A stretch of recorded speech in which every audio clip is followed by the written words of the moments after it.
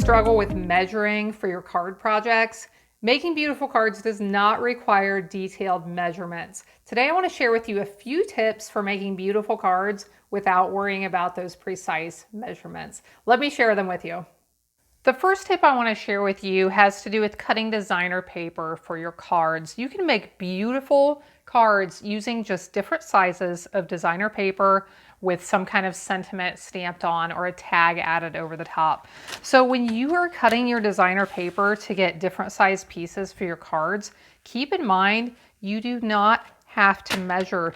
It is not unusual at all for me to just lay a piece of paper on here and just start cutting. So I'm not measuring anything. I am just cutting.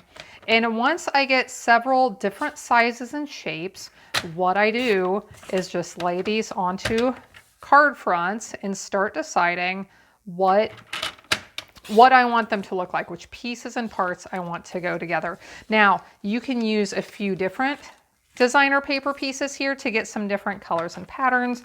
If your paper is double-sided, then you can bring in and use some different colors that way. But you can do just what I'm doing here and just lay some things on. I can make a card that looks like that. I can make a card that looks like this. If I cut my whole piece of paper into shapes, I'm going to have a lot more options here, but there are so many different ways to line up these pieces and parts depending on what I cut and then what I want them to look like. So that is tip number one, is just don't worry about those measurements. Now, once you have these pieces, you can make really simple cards by one, either stamping your greetings directly onto the card, or two, having sentiment tags already prepared. And this is one of my favorite tips. It's my tackle box that I've organized with pre-made tags inside, and they're sorted by occasion. So I have birthday tags, baby, congratulations, thank you. I created most of these with a mini messages bundle where you can stamp 19 tags with one stamp and then cut all 19 out with one die and one crank through your cut and emboss machine. So if you want information on that, I'll link you to some information here where you can watch a video about that. Now let me share my second tip for making beautiful cards without having to worry about the measurements. Bring my trimmer back in. If you're wondering about the lines on my trimmer, that is another measuring tip I'll share here in just a few minutes. Here is a flower stamp I have stamped from this stamp set right here. I think it's a really pretty one. And what I'm going to do to trim this down is just cut. I'm not looking at the measurements, but I'm going to trim this down to where the cardstock is a little bit closer to the size of that flower. Now let's say I want to make a few of this same card. Usually when you're duplicating things, making several, you try to keep the same measurements, right?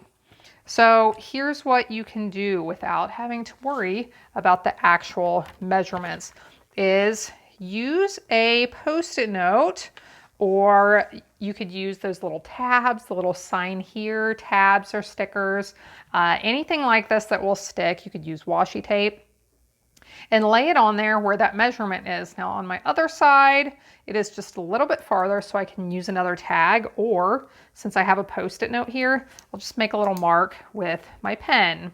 So now what I can do is come in and use these.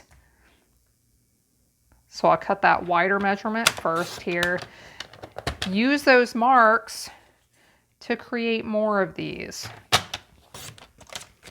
So now I can have several of the same size. I can make several of the same card, stamp that same flower on here without having to worry about all those little lines and what measurement I'm actually using. So now what if you need a mat? Because when it comes to matting your pieces so that you have a little border showing around the edge, that's where things can get a little tricky sometimes with your measuring, right? So here's a tip for creating mats without having to worry about the measurements. So I have my Post-it note still here. Let's say I want a piece that is just a little bit bigger than the piece I just cut. what I'm going to do is lay this a little bit farther to the left than where it was on my Post-it. So this one is just a little bit to the left of that line I made. And then my second one, I want to be just a little bit to the left of the actual Post-it note, since that was my second measurement. So let's bring in my stamped flower.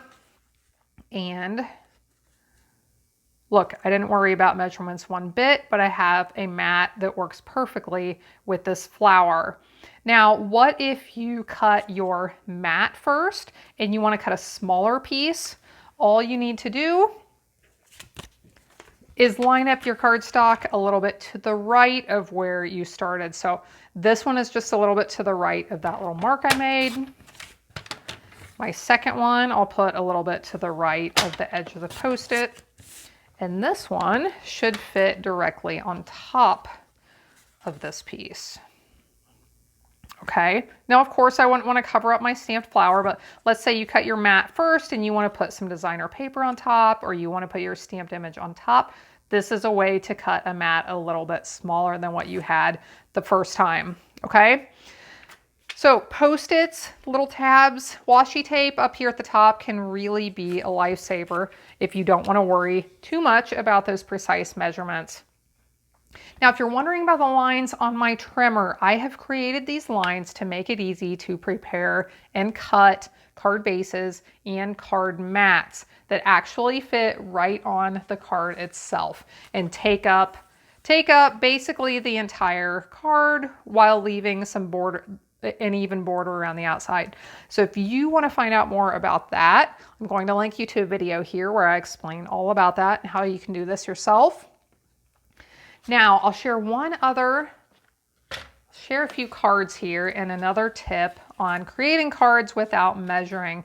Not too long ago, I created a video where I talked about creating panel cards with your designer paper to either use up your designer paper scraps or just make some beautiful cards with your designer papers. Now, this card right here, in that video, I showed exactly how to make this card right here without using measurements. So if you're interested in this, I'll link you to that as well. So thanks so much for stopping in today. If you're interested in the products I use, my trimmer, some of these papers and products, I'll have links in the video description below. I hope you have a blessed day, and I hope you'll be back again next time when I'll be here helping you to hand make with love.